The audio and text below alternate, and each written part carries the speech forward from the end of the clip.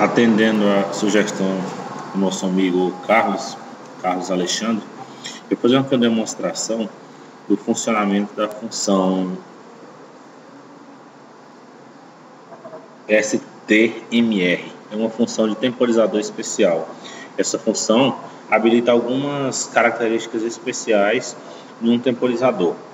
Aqui no manual temos alguma demonstração sobre os níveis nas saídas dessa função quando habilitada junto a um temporizador, e eu vou fazer aqui uma pequena aplicação. Utilizando um quadro que eu já tenho montado, pois essa função não permite ser testada no modo de simulação do PC Link.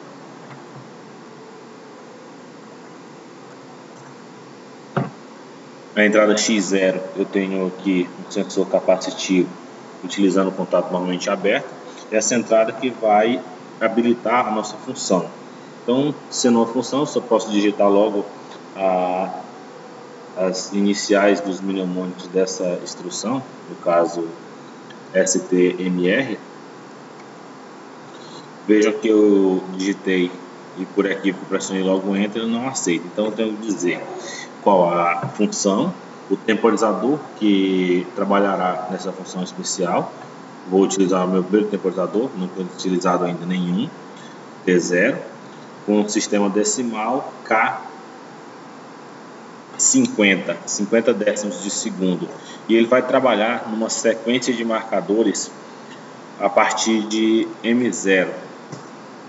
Ok, então tem uma função especial, STMR, habilitando nosso temporizador T0 com a constante de 50 décimos e acionando alguns marcadores a partir de M0, sendo que M0 eu vou utilizar para acionar a saída digital da CLP Y6 que eu tenho numa lâmpada, e LD M1, ou seja, nosso próximo marcador nessa sequência de 4 marcadores que estão sendo utilizados na função, vai acionar a saída física Y7, onde tem uma segunda lâmpada. O marcador M2 vai acionar a saída física Y10, onde tem uma terceira lâmpada. E o último dos marcadores que estão inclusos nessa função vai acionar a saída 11, saída digital da nossa CLP. Assim eu já consigo testar. Checa aqui que não há erros. Escrever, ou seja, fazer o download desse programa no PLC.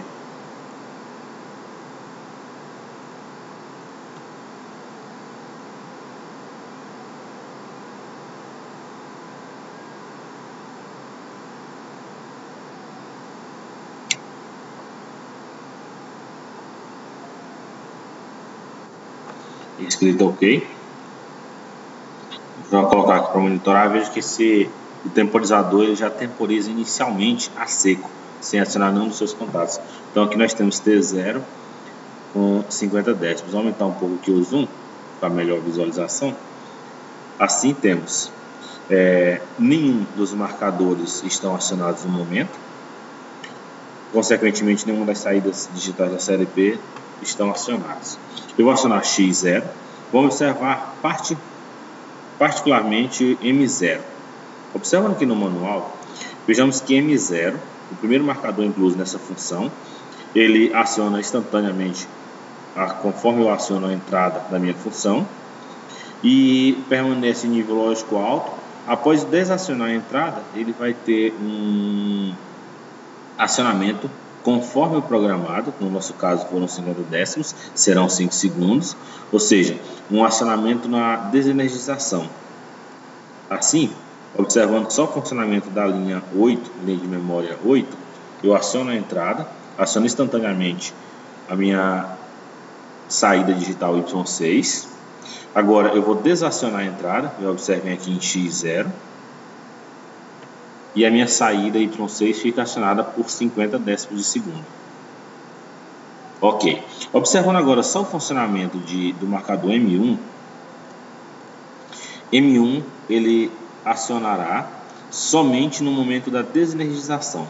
quando eu desacionar a entrada da nossa função, ele passará 10 segundos acionado, M1. Esse no caso do exemplo, no nosso caso 50 décimos. Então eu vou acionar a entrada, observem agora só M1 com relação a Y7. Então, ao acionar a entrada, ele não aciona. Vai temporizar os 50 décimos e ele não aciona. Ok? Agora, quando eu desacionar a entrada, ele vai acionar durante o desacionamento. Ele ficará 50 décimos acionado. Observem. 50 décimos acionado. Com relação a M2, que aciona a saída física Y10, observem que o funcionamento dele é: ele fica 10 segundos em nível lógico alto no exemplo do manual. No nosso caso, na hora que eu acionar a entrada, M2 vai acionar Y10 por 50 décimos de segundo. Observem. Aciona por 50 décimos de segundo e desaciona. Agora, com relação ao Y3, ou melhor, M3, que aciona Y11, o manual diz o seguinte: M3, ele retarda o acionamento 10 segundos e quando desenergizar a entrada, ou seja, desacionar essa entrada, ele retarda o desacionamento também por 10 segundos. Observe. Observando aqui só M3 para Y11, ele retarda o acionamento, ou seja, 50 décimos depois do nosso exemplo. 50 décimos depois ele acionou. Agora eu vou desacionar a entrada X0, que está habilitando nossa função.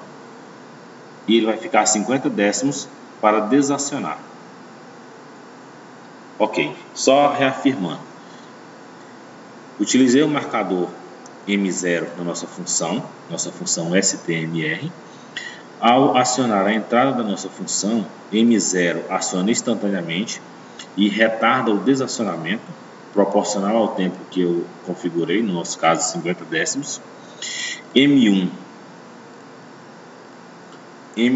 ele retarda, ele só acionará durante o desacionamento.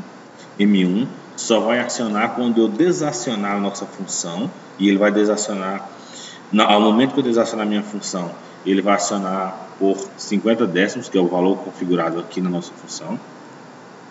E o M3 ele retarda para acionar e retarda para desacionar. Observando agora novamente, eu aciono. Ok. Quando eu desacionar, nosso M0 vai demorar 50 décimos para desacionar Y6 e o nosso M3 vai demorar 50 décimos para desacionar Y11. Observando.